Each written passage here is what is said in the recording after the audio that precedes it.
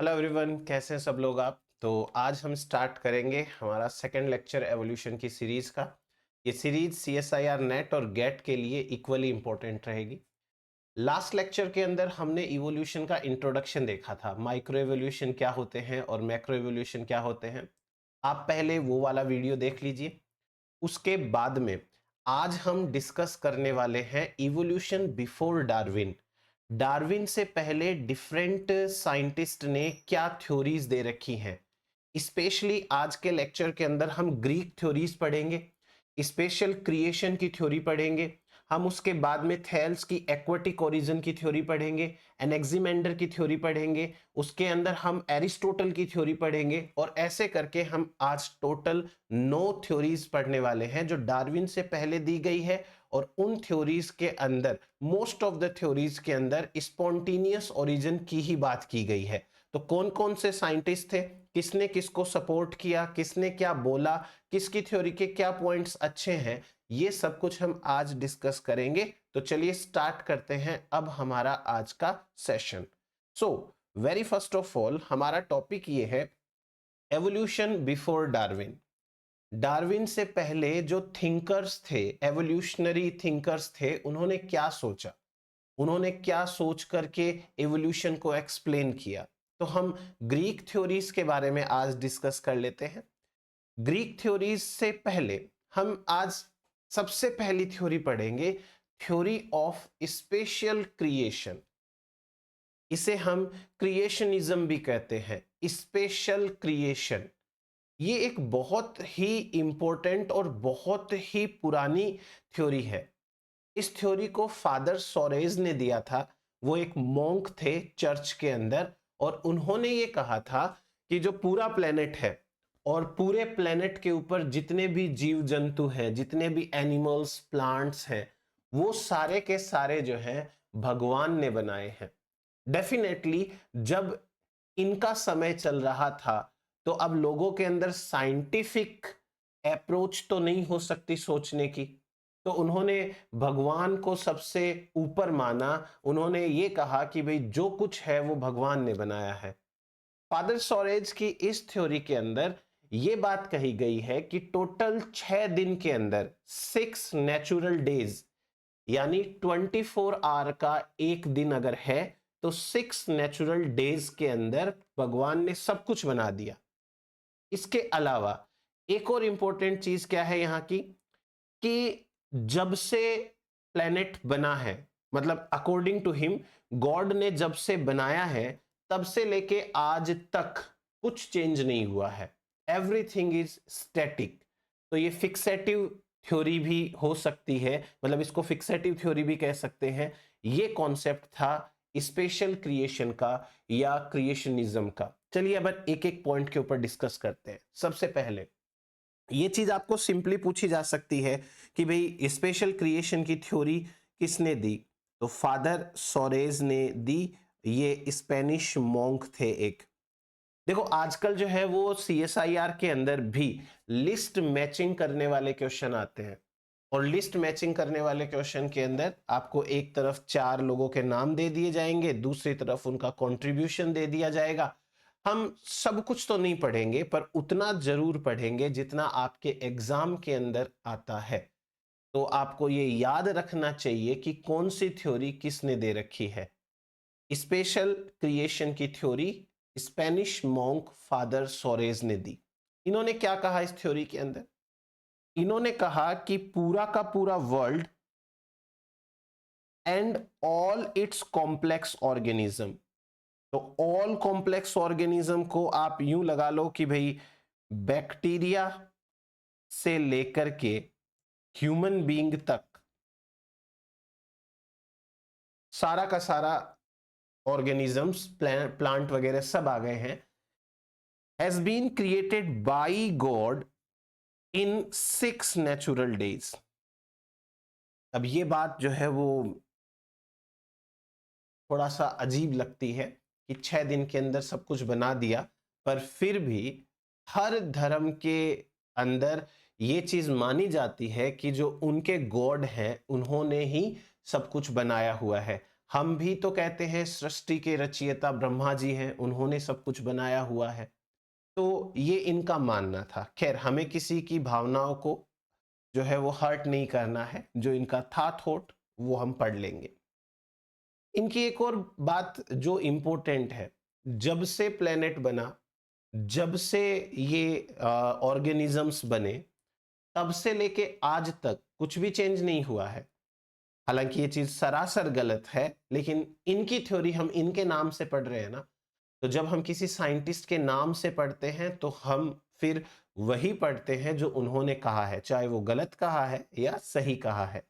जहां एग्जाम के अंदर साइंटिस्ट का नाम आ जाता है तो फिर हमें अपना दिमाग बिल्कुल अप्लाई नहीं करना होता है। ये चीज आप समझ जाइए, क्योंकि एग्जाम में आपको सवाल हल करने में मदद करेगी ये पॉइंट। तो पृथ्वी बन गई है, उसके ऊपर सारे लिविंग ऑर्गेनिजम्स बन गए हैं, और उन लिविंग ऑर्गेनिजम्स के बनने के बाद कुछ चेंज नहीं हुआ है, सब कुछ सेम है, परमानेंट है। Everything is permanent, existing unchanged. ठीक है।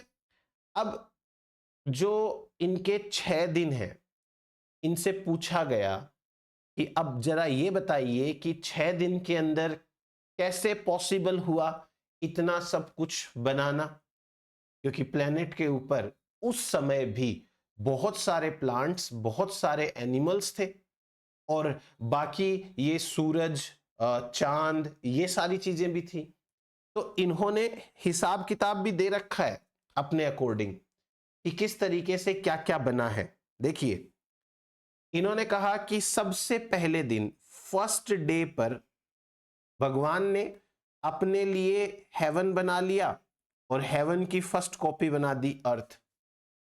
खुद के रहने के लिए हेवन बना दिया, और जो है एक अर्थ भी बना दी, तो वो हेवन से अर्थ को देखते रहते थे। सेकेंड डे के ऊपर इन्होंने स्काई बना दिया और वाटर बना दिया। अब जब थर्ड डे आया, तो थर्ड डे पे उन्होंने सोचा होगा कि भाई स्काई बन गया है और वाटर बन गया है, लेकिन पैर रखने के लिए जमीन तो है ही नहीं, तो इन्होंने थर्ड डे के ऊपर लैंड्स बना दी, और लैंड बनाने के बाद में इन्होंने प्लांट्स भी साथ साथ बना दिए, है ना। प्लांट बनाने के बाद में सोचा होगा फोटोसिंथेसिस कैसे करेंगे। अब फोटोसिंथेसिस करने के लिए सन चाहिए, तो सन बना दिया। अब दिन में तो फोटोसिंथेसिस करेंगे, रात को क्या करेंगे, तो रात को ऐसे ही टाइम पास के लिए चांद को देखना है, तारों को देखना है, तो मून एंड स्टार है, वो भी बना दिए होंगे प्लांट्स के लिए। अब प्लांट्स अकेले आ गए हैं और वाटर बनाया हुआ पड़ा है, वाटर के अंदर तो कोई ऑर्गेनिज्म नहीं है, तो वाटर के ऑर्गेनिज्म बना दिए फिशेस, और स्काई बनाया हुआ था तो स्काई वाले ऑर्गेनिज्म बना दिए, मतलब उड़ने वाले बर्ड्स बना दिए। लास्ट डे के ऊपर इन्होंने एनिमल्स बनाए, और पहला इंसान बनाया एडम, और एडम की 12th रिब से फर्स्ट वुमन बनाई ईव। ठीक है। तो ये इनके 6 दिन के अंदर क्या बना, कैसे बना, उसका कॉन्सेप्ट हो गया। तो ये आप पढ़ लेना, और जितना झेल पाओ उतना झेल लेना। नेक्स्ट देखो, इनकी थ्योरी की एक सबसे बड़ी कमी, इनकी थ्योरी अडेप्टेशन की बात नहीं करती।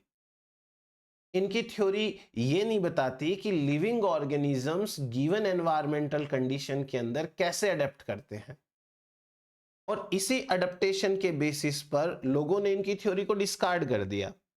उन्होंने कहा कि भाई ये थ्योरी अच्छे से अडेप्टेशन ही एक्सप्लेन नहीं कर पा रही है। पानी में रहने वाले पानी के लिए अडेप्टेड है, उड़ने वाले एयर के लिए अडेप्टेड हैं, जमीन पे रहने वाले जमीन के लिए अडेप्टेड हैं। Every organism is adapted to its particular habitat, and he was failed to explain how the adaptations work. So इनकी थ्योरी को डिस्कार्ड कर दिया गया। इवोल्यूशनरी बायोलॉजिस्ट हैं, because it offers no explanation about the origin of adaptation, याद रखना।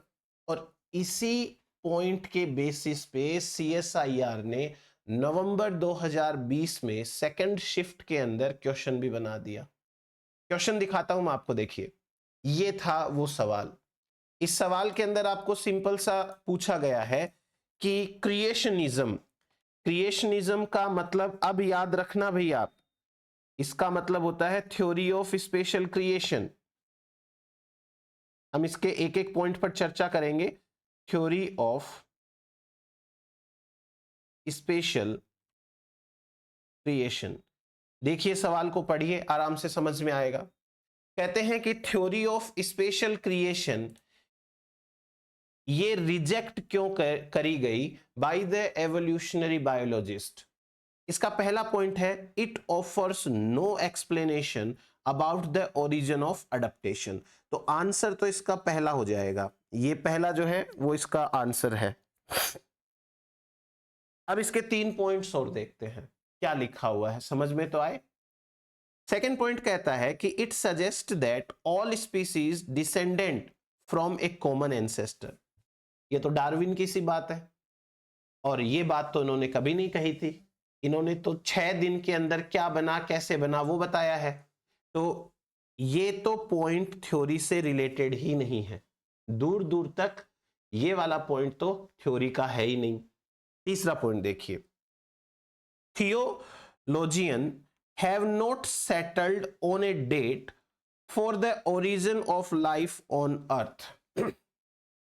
अर्थ के ऊपर लाइफ की ओरिजिन के लिए अभी तक कोई भी ऑर्गेनिज्म सेटल नहीं हुआ है। ये तो बात इन्होंने बोल दी थी कि कौन से दिन पर क्या आया, तो इसके बेसिस पे तो रिजेक्शन हो ही नहीं सकता, ये तो इन्होंने बता ही दिया था। फिर चौथा पॉइंट क्या कहता है, super natural events have not been shown to be very common. Super natural का मतलब भगवान, सुपर नेचुरल नेचर से भी ऊपर, तो वो तो गॉड हो सकते हैं। तो गॉड का कोई रोल नहीं है या गॉड के कोई इवेंट्स शो नहीं हुए हैं, वो तो हुए हैं। इन्होंने तो यही कहा था ना कि भाई पहले दिन ये हुआ, दूसरे दिन ये हुआ, तीसरे दिन ये हुआ। तो इसके ऊपर बेसिस पे तो रिजेक्शन पॉसिबल नहीं है। खैर हमारा ऑप्शन फर्स्ट है, वही आंसर आ गया है हमारा। तो ये एक ही सवाल आ रखा है इससे रिलेटेड। बाकी के जो सवाल हैं वो लिस्ट मैचिंग करने वाले हैं, डिफरेंट साइंटिस्ट के नाम, उनकी थ्योरीज के नाम, तो वो तो बाद की थ्योरीज है, ग्रीक थ्योरीज से रिलेटेड ऐसा कोई सवाल नहीं है, लेकिन अब आ सकते हैं ऐसे सवाल। तो ये हुआ हमारे पास में स्पेशल क्रिएशन की थ्योरी के बारे में। अब अपन डिस्कस करते हैं ग्रीक थ्योरीज। ग्रीक लोगों ने क्या क्या थ्योरीज दी है। सबसे पहली थ्योरी है थेल्स की थ्योरी। थेल्स ने एक सिंपल सी बात कही, इनकी बात सही है बिल्कुल से। इन्होंने कहा कि लाइफ का ओरिजिन है वो एक्वाटिक है, या बेटर टू से मैराइन ओरिजिन ऑफ लाइफ है। इनकी थ्योरी का अर्थ ये निकलता है कि life originated in water, water में ओरिजिनेट हुई, और वाटर में भी स्पेशली मैरीन वाटर, ओशन के अंदर। तो लेट्स से कि जैसे ये कोई ओशन है और ओशन के बाहर ये लैंड है, तो लाइफ का ओरिजिन है वो यहां पर होता है। तो ये हुआ हमारे पास में फर्स्ट थ्योरी। इतनी सी बात करनी, इसके अंदर ज्यादा कुछ भी नहीं है। नेक्स्ट देखिए, एनेक्सीमेंडर। एनेक्सीमेंडर की जो थ्योरी है वो थ्योरी स्पॉन्टेनियस ओरिजिन की थ्योरी के जैसी सी ही है। हालांकि ऑलमोस्ट सारी थ्योरी जो ग्रीक वाली है, मैंने बताया आपको, वो ऐसी ही है। अब इनकी थ्योरी को कैसे याद करना है वो मैं तरीका बता देता हूं आपको। पहले अपन एक एक पॉइंट इनका डिस्कस कर लेते हैं। इन्होंने क्या एक्सप्लेनेशन दी, इनसे पहले के जो लोग थे वो बातें कर रहे थे स्पेशल क्रिएशन के बारे में, कि भगवान ने बनाया, कोई सुपर नेचुरल पावर है उसने बनाया। इन्होंने यूनिवर्स का इवोल्यूशन रैशनल बेसिस के ऊपर, रैशनल का मतलब होता है जिसके पीछे कोई फैक्ट हो, यानी तर्क हो जिसके पीछे कोई इंपॉर्टेंट पॉइंट हो कि देखो भाई ऐसे होता है इसलिए मैंने ऐसे बोला है, उस बेसिस के ऊपर इन्होंने अपनी थ्योरी दी। इनकी थ्योरी जो है वो क्या एक्सप्लेन करती है, देखिए पहले आप ये समझ लीजिए, उसके बाद मैं आपको समझा देता हूं। All living organisms arisen from a primordial fluid और slime to which they ultimately return, जिसमें वो अल्टीमेटली वापस रिटर्न हो जाते हैं। इसका मतलब समझिए, बहुत अच्छा मीनिंग है।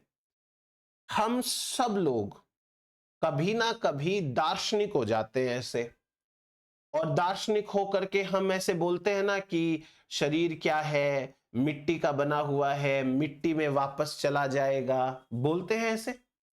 ये वही तो बात है। इन्होंने कहा कि सारे के सारे लिविंग ऑर्गेनिज्म एक फ्लूइड से या एक स्लाइम से बने हैं जिसमें वो वापस रिटर्न हो जाते हैं। तो हम अपनी लैंग्वेज में अगर इसको बोलें तो इनके कहने का मतलब यही हुआ कि शरीर जो है वो मिट्टी से बना हुआ है और वापस मिट्टी में मिल जाएगा, और होता भी यही है। सो ये एनेक्सिमेंडर का कॉन्सेप्ट था। एनेक्सिमेंडर ने नाइल रिवर को कुछ ज्यादा ही इंपॉर्टेंस दे दी। इन्होंने कहा कि नाइल रिवर है उससे लाइफ का ओरिजिन हुआ, उसके मड से, मड ऑफ नाइल रिवर। और कौन कौन से ऑर्गेनिज्म, जैसे फ्रॉग्स हैं, स्नेक्स हैं, क्रोकोडाइल्स हैं, ये सब। तो कॉन्सेप्ट समझ में आया एनेक्सिमिंडर का। एनेक्सिमिंडर ने कहा कि लाइफ का ओरिजिन ऐसे मड से या स्लाइम से हुआ है जिसमें वो वापस लौट जाते हैं। मिट्टी का शरीर था, मिट्टी में मिल गया। इस बात को याद करने का तरीका देखो। एनेक्सिमेंडर, इस एम का मतलब निकालना है आपको मड, एम फॉर मड, और डर का मतलब निकालना है ड्राई। अभी मड को ड्राई करेंगे तो प्लांट्स बनेंगे और एनिमल्स बनेंगे। अभी तक क्या है, अभी तक जैसे मान लीजिए ये है कोई एक्वेटिक बॉडी, और ये एक्वेटिक बॉडी के अंदर जो मड है, इस मड के अंदर क्रोकोडाइल, फ्रॉग, स्नेक्स, ऐसे ऑर्गेनिज्म का इवोल्यूशन हुआ। जब ये मड ड्राई हो जाता है, ड्राइज अप, सूख जाता है, तो सूखने के बाद में प्लांट्स एंड लैंड एनिमल्स बनते हैं। याद रह जाएगा, मैन का मतलब मड और डर का मतलब ड्राई, ड्राई होना।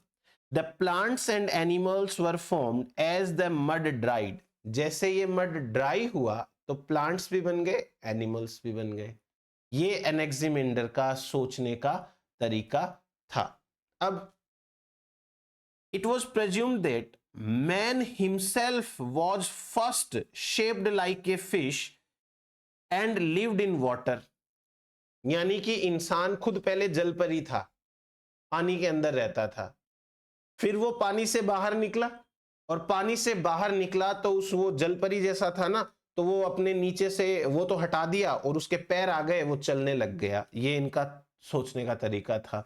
सो लेट्स से कि ये कोई एक्वेटिक बॉडी है, और एक्वेटिक बॉडी के अंदर ये कोई इंसान है, और ये इंसान खुद ही कैसा है, ऐसे जल परी के जैसा है,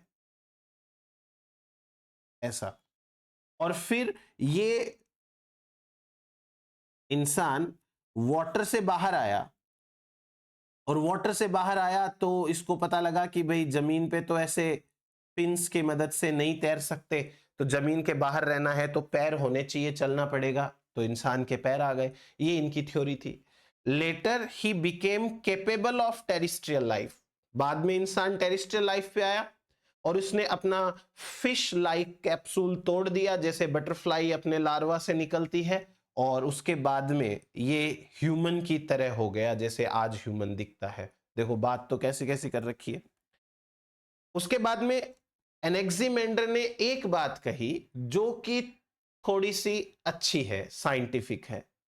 इन्होंने कहा कि सिंपल फॉर्म्स से कॉम्प्लेक्स फॉर्म्स बनी। सिंपल फॉर्म्स पहले थी, उसके बाद में कॉम्प्लेक्स फॉर्म्स आई। अब वो सिंपल प्लांट से कॉम्प्लेक्स प्लांट ले लीजिए, या सिंपल एनिमल से कॉम्प्लेक्स एनिमल्स ले लीजिए। ये हुआ हमारे पास में एनेक्सिमेंडर का सिंपल कॉन्सेप्ट। तो अब कंक्लूजन की बात कर लेते हैं। कंक्लूसिवली एनेक्सिमेंडर खुद जो है वो स्पॉन्टेनियस जनरेशन के अंदर बिलीव करते थे। ये खुद थ्योरी ऑफ एबायोजेनेसिस के अंदर बिलीव करते थे, और इनको सपोर्ट करने वाले भी बहुत सारे लोग हैं, जैसे प्लेटो और प्लेटो के जो प्यूपिल हैं एरिस्टोटल, वो वॉन हेलमोंट, इन्होंने भी इनको सपोर्ट किया। वॉन हेलमोंट एक बहुत बड़ा नाम है अपने जमाने का, याद रखना। और ये स्ट्रांगली बिलीव करते हैं स्पॉन्टेनियस ओरिजिन के अंदर। वॉन हेलमोंट है, वो स्ट्रांगली बिलीव करेंगे इस स्पॉन्टेनियस ओरिजिन के अंदर।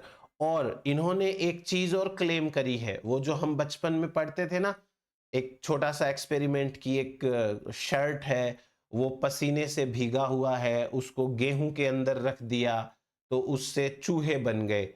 इन्होंने 21 डेज के अंदर क्लेम किया है। ठीक है, तो आप जरूर एक्सपेरिमेंट करके देख लीजिएगा अगर हो सके तो। ये है एनेक्सिमेंडर का कॉन्सेप्ट। थ्योरी ऑफ एबायोजेनेसिस के सपोर्टर हैं। मड के अंदर लाइफ का ओरिजिन हुआ, मड से ड्राई हुआ तो फिर बाद में प्लांट्स एंड लैंड एनिमल्स आ गए। और ये कहते हैं कि ह्यूमन बीइंग खुद भी पहले पानी में फिश लाइक होता था, फिर पानी के बाहर आया तो फिश जैसा कैप्सूल तोड़ दिया उसने। चलिए, अब इन्हीं की नाम राशि का एक और आदमी है, एनेक्सिमीन्स। इस एनेक्सिमीन और एनेक्सिमेंडर दोनों में डिफरेंस है। एनेक्सिमेंडर जिसमें डर हो वो ड्राई वाली बात करेगा, और एनेक्सिमीन्स है ये सिंपल बात करते हैं। एक लाइन की थ्योरी है, लाइफ का ओरिजिन एयर में हुआ। A for Anaximenes, A for air. Abiogenesis की थ्योरी तो ये सब लोग सपोर्ट कर ही रहे हैं। तो एबायोजेनेसिस हुई, A for Anaximenes, A for air. तो air is the source of life according to him. ये इनका सोचने का तरीका था, और कुछ भी नहीं है इसके अंदर। देखिए, नेक्स्ट आता है जीनोफेंस। जीनोफेंस के कॉन्सेप्ट हैं वो थोड़े से अलग हैं। इन्होंने फॉसिल्स पे ध्यान दे लिया, जो कि नॉर्मली वहां मतलब उस समय के लोग नहीं दे पाते हैं। जीनोफेंस ने फॉसिल्स को बताया कि रिमेनेंट्स ऑफ ऑर्गेनिजम्स होते हैं। रिमेनेंट्स का मतलब हो गया रिमेनिंग पार्ट्स।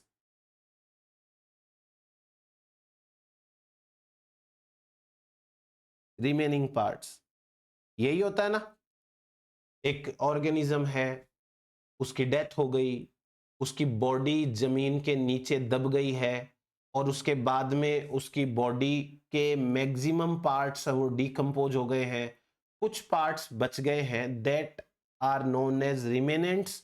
और हजारों साल बाद वो हमें मिल जाए तो हम उन्हें फॉसिल्स कहने लगते हैं।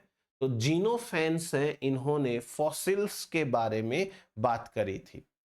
Again he was also the supporter of spontaneous origin. जाहिर सी बात है, हम ग्रीक पढ़ रहे हैं, तो Greeks were the supporters of spontaneous origin और एबायोजेनेसिस। ये इनका जीनोफेंस का है।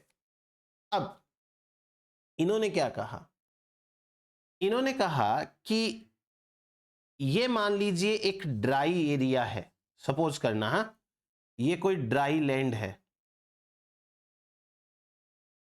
Dry land.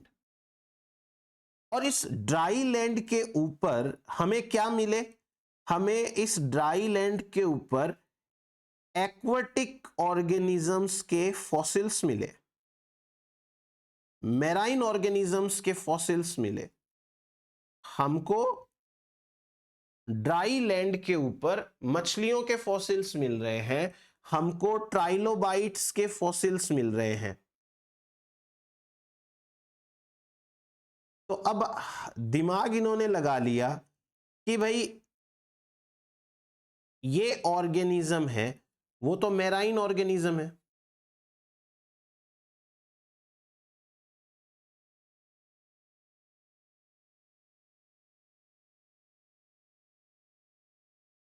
Fossils of marine organisms कहां मिल रहे हैं? ड्राई लैंड के ऊपर मिल रहे हैं, सूखी जमीन के ऊपर मिल रहे हैं। तो हो ना हो ये जो ड्राई लैंड है वो पास्ट टाइम में कोई एक्वाटिक बॉडी रही होगी। तो इसका मतलब ये भी हो गया फिर लाइफ का ओरिजिन कहां हुआ है? पानी के अंदर हुआ है। According to him, existence of fossils of marine animals on land indicated that the dry land was once under the sea and that life originated in the sea. So आपको भी अगर ऐसा मिले, मान लीजिए कि सूखी हुई जमीन पर मछलियों के या कोई और एक्वाटिक ऑर्गेनिज्म के फॉसिल्स, तो आप भी यही सोचोगे कि हो ना हो यहां पहले पानी रहा होगा। ये इनका जीनोफेंस का मानना था। चलिए नेक्स्ट अपन बात करते हैं इम्फेडोक्लस। इनका सोचना थोड़ा सा अलग है और अच्छा है। ये नेचुरल सिलेक्शन को सपोर्ट करने वाले थे। हावेवर नेचुरल सिलेक्शन का कॉन्सेप्ट है वो डार्विन के टाइम पर आया, पर इन्होंने नेचर को एक पोटेंट फोर्स माना इवोल्यूशन और ओरिजिन ऑफ लाइफ के लिए। देखिए क्या कहते हैं ये स्पॉन्टेनियस जनरेशन के फेवर में तो है, पर प्रपोज क्या करते हैं? Evolution of animals was a series of attempts by nature to produce more perfect form. पहले कुछ ऑर्गेनिज्म बनाए, वो अच्छे नहीं हैं तो उनकी जगह दूसरे आ गए, फिर उनसे भी अच्छे आए तो वो पहले वाले रिप्लेस हो गए, फिर और अच्छे आ गए। हर बार पर्टिकुलरली एक एक करके ऑर्गेनिजम्स आते गए, रिप्लेस होते गए। जो बेटर थे वो एग्जिस्ट किए और जो बेटर नहीं थे वो एक्सटिंक्ट हो गए। तो ये बात तो थोड़ी अच्छी है, आज के जैसी सी है। हालांकि इनकी कमी यही है कि स्पॉन्टेनियस ओरिजिन के अंदर बिलीव करते हैं ये, पर हमारे पास आज भी इस सवाल का जवाब तो नहीं है कि भाई फर्स्ट सेल है वो फिर अगर ऑर्गेनिक मैटर था ही नहीं पहले तो बनी कैसे होगी? हमें कहीं ना कहीं स्पॉन्टेनियस ओरिजिन को मानना तो पड़ेगा, क्योंकि पहली सेल के पहले तो कोई लिविंग नहीं था, फर्स्ट ऑर्गेनिक मॉलिक्यूल के पहले तो कोई ऑर्गेनिक मॉलिक्यूल नहीं था। तो लाइफ का ओरिजिन हो ना हो, हुआ तो स्पॉन्टेनियस है। हाँ, कॉम्प्लेक्स लाइफ स्पॉन्टेनियसली नहीं बनी है, अचानक से एक सेल प्रकट हो गई ऐसा तो नहीं हुआ है। पर पहला बायोमोलिक्यूल वो तो स्पॉन्टेनियस ही बना होगा, ऐसे ही ये थ्योरी भी कहती है। इस थ्योरी के कुछ मेन पार्ट्स हैं। क्या क्या मेन पॉइंट्स हैं देखिए। सबसे पहला, higher forms of life evolve gradually. जैसे अगर आप बात करोगे प्लांट्स की तो एल्गी, और एल्गी से बहुत धीरे धीरे करके एंजियोस्पर्म,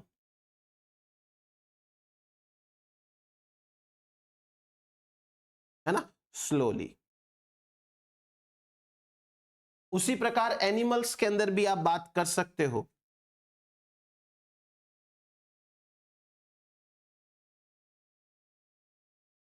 इनवर्टिब्रेट्स और उससे बहुत धीरे धीरे वर्टिब्रेट्स। तो ये हो गया इनका पहला पॉइंट कि जो हायर फॉर्म्स हैं वो ग्रेजुअली इवॉल्व हुई है। और ये बात तो देखो माननी भी चाहिए हमको, क्योंकि ऐसे तो हो नहीं सकता कि अचानक से हायर फॉर्म्स आ जाए, टाइम तो लगा होगा। दूसरा पॉइंट इनका, imperfect forms were gradually replaced by perfect forms. यानी कि जो लेस अडेप्टेड है वो बेटर अडेप्टेड से रिप्लेस हो गए। ये तो डार्विन के जैसा का जैसा थॉट है। डार्विन ने अडेप्टेशन की बात करी थी। ये पॉइंट क्या एक्सप्लेन करता है देखिए मैं बताता हूं आपको। जैसे मान लीजिए कि ये कोई जगह रही होगी और इसमें ऑर्गेनिजम्स थे स्पीसीज ए के। ये स्पीसीज ए के ऑर्गेनिजम्स है, अब समय के साथ क्या हुआ कि स्पीसीज ए के ऑर्गेनिजम्स कम होते गए, स्पीसीज ए के ऑर्गेनिजम्स कम हो गए और कोई स्पीसीज बी है उनके ऑर्गेनिजम्स आ गए। फिर आगे चल के स्पीसीज ए के ऑर्गेनिजम्स और कम हुए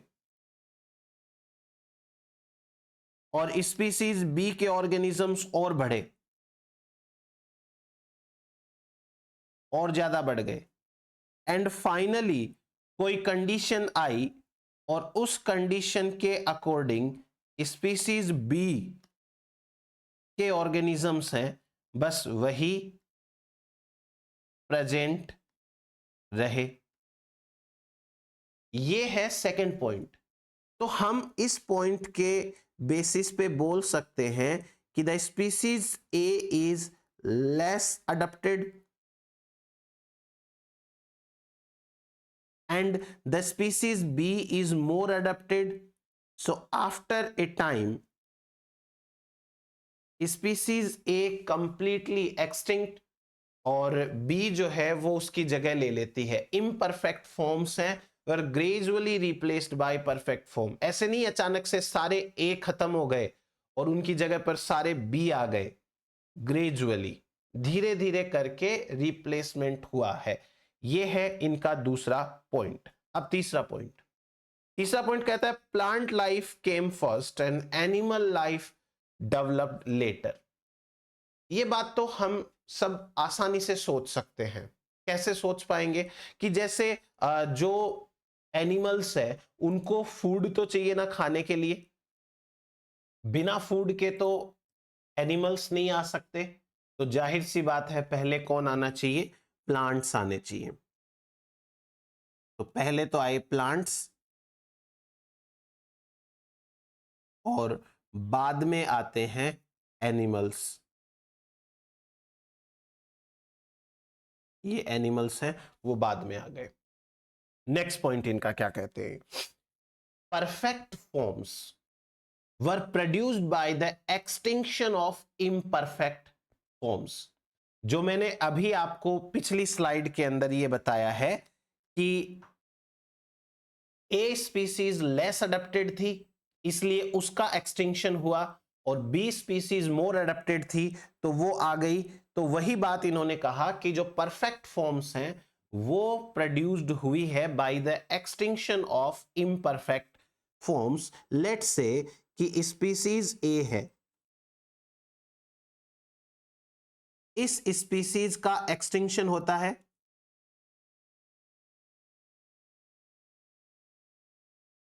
और इसके एक्सटिंक्शन के बाद स्पीसीज बी ओरिजिनेट होती है।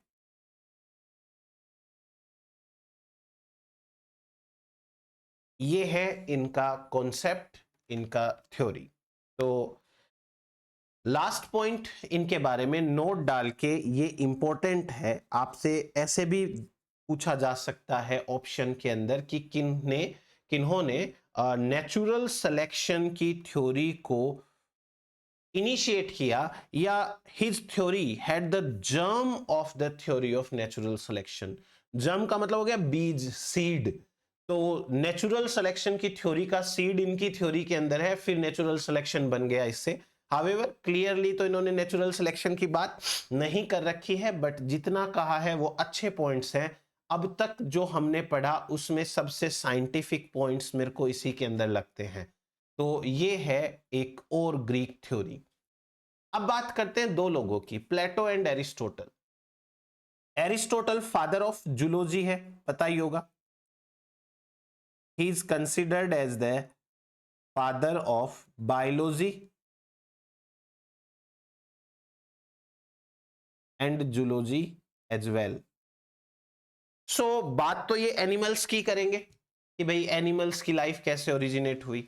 प्लेटो इनके टीचर थे और ये इनके स्टूडेंट थे एरिस्टोटल। इन्होंने स्पॉन्टेनियस ओरिजिन को सबसे बेस्ट माना। स्पॉन्टेनियस ओरिजिन होती है अपने आप बन जाती है, एबायोजेनेसिस, ऑटोजेनेसिस, वही थ्योरी है इनकी। सो बोथ ऑफ देम, इन्होंने theory the इसेंशियलिज्म। essentialism that are seen within individual organism are accidental imperfections. Variations जो एक इंडिविजुअल की बॉडी के अंदर दिखते हैं वो एक्सीडेंटल imperfections है. फॉर एग्जाम्पल, आप और आपका कोई फ्रेंड है, दोनों एक साथ बैठे हुए हैं. अब आपके फेस पर यहां पर कोई मार्क है, उसके फेस पर यहां पर कोई मार्क है, यहां पर कोई मार्क है, या हाथ पे कोई मार्क है. ये हो गया वेरिएशन. आपके फेस पर यहां मार्क है, उसके फेस पे यहां मार्क नहीं है. ये वेरिएशन हो गया दोनों में, आप लोगों में. ये वेरिएशन कैसे आया? ये वेरिएशन कोई ना कोई एक्सीडेंट हुआ है और उसकी वजह से इम्परफेक्शन है. ये परफेक्ट नहीं है, ये कोई चीज, ये कोई परफेक्ट करेक्टर नहीं है.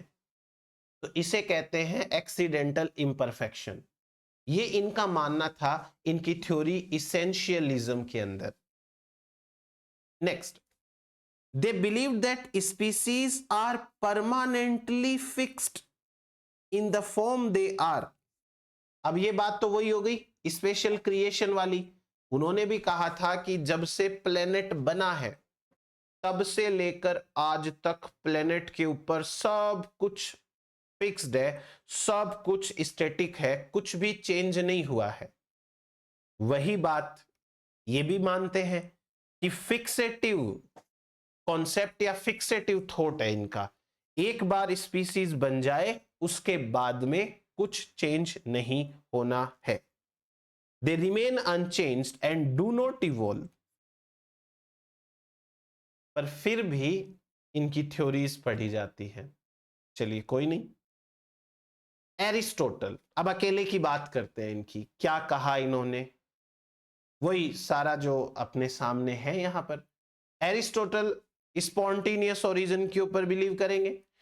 ये कहते हैं कि एक वाइटल फोर्स, वाइटल का मतलब होता है इंपॉर्टेंट या इसेंशियल भी बोल सकते हैं इसको. He proposed that living things were animated by vital force. Vital force, एक कोई इंपॉर्टेंट फोर्स लगा होगा, और ये फोर्स कहां से लगेगा?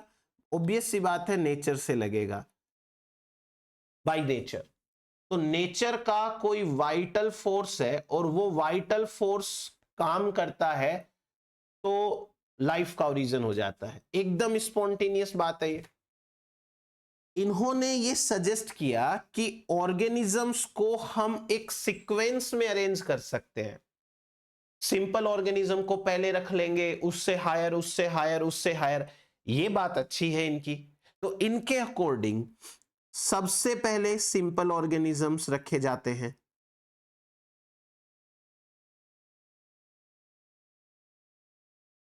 उसके बाद में हायर ऑर्गेनिजम्स रखे जाते हैं या कॉम्प्लेक्स ऑर्गेनिजम्स रखे जाते हैं.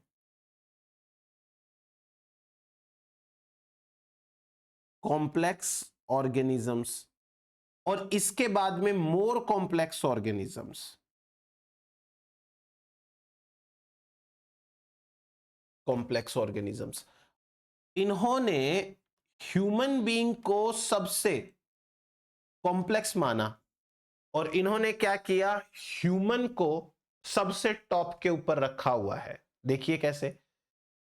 He placed the man on the top of this ladder. Ladder का मतलब हो गया कि एक हायरार्की है, इसमें सबसे सिंपल ऑर्गेनिज्म, फिर उससे कॉम्प्लेक्स, उससे कॉम्प्लेक्स, उससे कॉम्प्लेक्स, उससे कॉम्प्लेक्स, उससे कॉम्प्लेक्स, और टॉप के ऊपर मैन या ह्यूमन है. ये एरिस्टोटल का मानना था. एरिस्टोटल ने क्या पॉइंट्स कहे हैं, सिंपली समझ लीजिए कि जो नेचर है वो नेचर में कोई वाइटल फोर्स लगता है, एक इंपॉर्टेंट फोर्स लगता है लाइफ को इवोल्व करने के लिए, लाइफ को ओरिजिनेट करने के लिए. अचानक से लाइफ प्रकट हो जाती है, लाइफ ओरिजिनेट हो जाती है. फिर इन्होंने ये कहा कि सारे लिविंग ऑर्गेनिजम्स है उनको हम सिंपल टू कॉम्प्लेक्स है कैटेगराइज कर सकते हैं, हायरार्की के अंदर रख सकते हैं. सबसे simple, then human being according to him is the most complex organism and that's why he is placed on the top of the ladder. यानी इस हायरार्की में सबसे ऊपर ह्यूमन बीइंग को रखा गया है। नेक्स्ट, एरिस्टोटल ने एक कॉन्सेप्ट और दिया, टीलियोलॉजी का कॉन्सेप्ट। टीलियोलॉजी का कॉन्सेप्ट क्या कहता है? टीलियोलॉजी का कॉन्सेप्ट ये कहता है कि डेवलपमेंट कैसे होगा, ये बात डेवलपमेंट की जो फाइनल स्टेज है वो डिसाइड करती है, वो गाइड करती है, वो बताती है कि डेवलपमेंट कैसे होगा। मैं आपको दो तरीके से ये चीज बता देता हूं। सबसे पहले हम इनकी बात समझ लेते हैं कि ये क्या कहना चाहते हैं। According to this concept, natural processes such as development और evolution are guided by their final stage और फाइनल गोल। गोल को कहते हैं टीलोस, और फॉर सम पर्टिकुलर पर्पस। क्या मतलब है इसका, देखते हैं। सपोज करिए कि एक पहाड़ है, ये कोई बहुत ऊंचा सा माउंटेन रेंज है, ऐसे करके, और इस माउंटेन रेंज के ऊपर यहां मान लीजिए कोई मंदिर है, टेंपल है।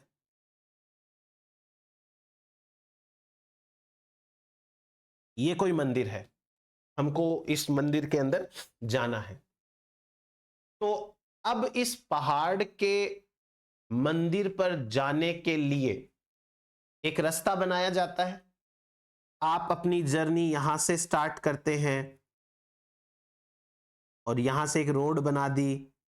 वो रोड जो है वो ऐसे मुड़ती रहती है और आप यूं समझिए कि ये रोड है जो पहाड़ को काट के बनाई गई है, और ये रोड आपको फाइनली कहां लेके जाएगी? मंदिर तक ले जाएगी। क्या आप किसी से रास्ता पूछते हैं कि आपको कहां जाना है? नहीं ना। पहाड़ पर जाने का रास्ता एक ही है, तो आपको किसी को पूछने की जरूरत नहीं है। आप सीधे उस रास्ते पे चलते जाइए, आप अपनी डेस्टिनी तक पहुंच जाओगे। अब इसी एग्जाम्पल को मैं एरिस्टोटल के कॉन्सेप्ट के अकॉर्डिंग एक्सप्लेन करता हूं। जैसे ये जो टेंपल है, ये है किसी डेवलपमेंट की फाइनल स्टेज,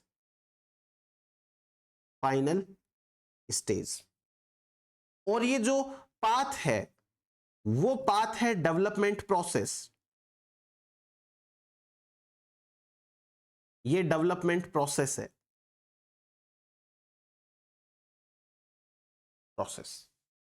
तो अब इसको ऐसे समझिए कि ये जो टेंपल है वो हमें अपनी ओर खुद ही गाइड कर रहा है। ये टेंपल लास्ट पॉइंट पर है और ये टेंपल हमको गाइड कर रहा है कि मेरी तरफ इस तरीके से आना पड़ेगा, आपको ऐसे ऐसे मुड़ना पड़ेगा। ये कॉन्सेप्ट कहलाता है टीलियोलॉजी का कॉन्सेप्ट। अब एक और एग्जांपल ले लेते हैं, अकॉर्डिंग टू ह्यूमन बीइंग हम बात करेंगे। तो ह्यूमन बीइंग के अकॉर्डिंग मैं आपको समझा देता हूं। एक एडल्ट ह्यूमन बीइंग की जो बॉडी होती है वो बॉडी कैसी है? ये हेड है, हेड के ऊपर यहां पर आंखें रहेंगी, एक नोज रहेगा, माउथ है, दो ईयर है, नेक है, कंप्लीट बॉडी लेट से हमने बना ली।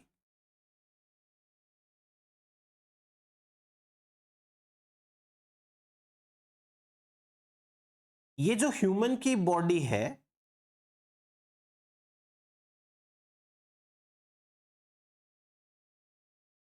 ये ह्यूमन की बॉडी फाइनल स्टेज है, डेवलपमेंट की फाइनल स्टेज।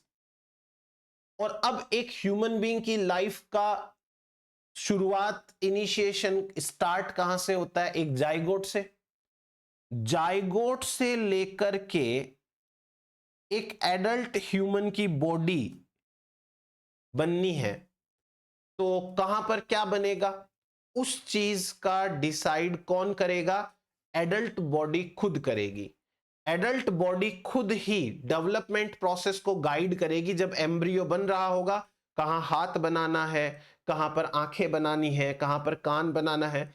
अब इस बात के पीछे आज की डेट में तो बहुत अच्छे से हमें यह पता है कि टिश्यू स्पेसिफिक जीन्स का एक्सप्रेशन होता है, साइट स्पेसिफिक जीन्स का एक्सप्रेशन होता है, कौन सा जीन कहां एक्सप्रेस होगा उसी के अकॉर्डिंग बनेगा। लेकिन उस समय ऐसा कुछ नहीं था, फिर भी ये वाली चीज तो काफी हद तक अच्छी है। तो ये टीलियोलॉजी का कॉन्सेप्ट है गिवन बाय एरिस्टोटल। अब एरिस्टोटल ने बोला कि दो टाइप के फाइनल स्टेजेस हो सकते हैं, या दो टाइप के जो है वो फोर्सेज हो सकते हैं जो गाइड करेंगे। एक तो है एक्सटर्नल टीलियोलॉजी, एक है इंटरनल टीलियोलॉजी। जैसा आपको नाम से समझ में आ रहा है ऑलमोस्ट वैसा ही है। एक्सटर्नल टीलियोलॉजी का मतलब क्या है कि बॉडी के बाहर का कोई फोर्स, नेचर का कोई फोर्स है। इसका मतलब ये फोर्स क्या है किसी को नहीं पता, तो ये एक सीक्रेट है। और दूसरा इंटरनल है। इंटरनल मतलब बॉडी के अंदर के चेंजेस, बॉडी के अंदर न्यूरॉन्स बन गए हैं, आधे न्यूरॉन डीजनरेट हो गए हैं, ये बॉडी के अंदर के चेंजेस हैं, इनको इंटरनल टीलियोलॉजी बोलेंगे अपन। देखिए, एक्सटर्नल टीलियोलॉजी का मतलब है external mystical sources, secret sources हैं कुछ तो। और इंटरनल के अंदर क्या आएगा, ये सारे के सारे मेटेरियलिस्टिक, जो बॉडी का मैटर होता है ना, उसके फोर्सेज हैं, ये डेवलप होते हैं from the process of itself, खुद की ही प्रोसेस से ये डेवलप होते हैं। ये एक्सटर्नल एंड इंटरनल टीलियोलॉजी का कॉन्सेप्ट है।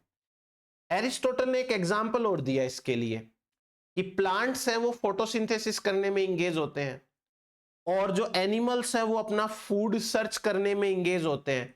तो प्लांट्स ने फोटोसिंथेसिस करी और फूड बनाया, और एनिमल उनकी तरफ आ रहे हैं। इसका मतलब प्लांट्स फूड बनाकर खुद ही एनिमल्स को अपनी ओर गाइड कर रहे हैं कि हमारी तरफ आ जाओ। जो कॉन्सेप्ट बोला था ना फाइनल स्टेज वगैरह का, उसका ये है। तो ये एक एग्जाम्पल है टेकन बाय एरिस्टोटल, अपनी थ्योरी के अंदर इन्होंने ये एग्जाम्पल दिया। एक और थ्योरी पढ़ते हैं, इपिक्यूरस एंड सोक्रेटियम की थ्योरी। ये क्या कहना चाहते हैं, इनकी थ्योरी भी सिंपल सी है। Plants appeared before animals and humans appeared last of all। सबसे पहले प्लांट्स,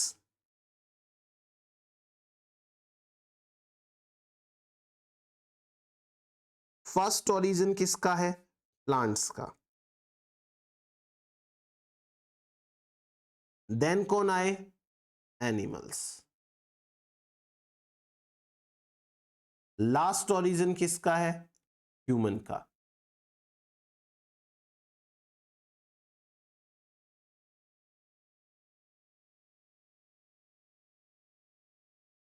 ये कॉन्सेप्ट एपिक्यूरस ने दिया। तो इनकी थ्योरी के अंदर ये इंपॉर्टेंट पॉइंट है।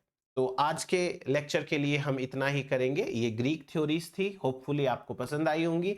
और पढ़ते रहिए, नोट्स बनाते रहिए। कोई भी डाउट है वो डाउट हम डिस्कस कर लेंगे, कोई इश्यू नहीं है। Thank you so much.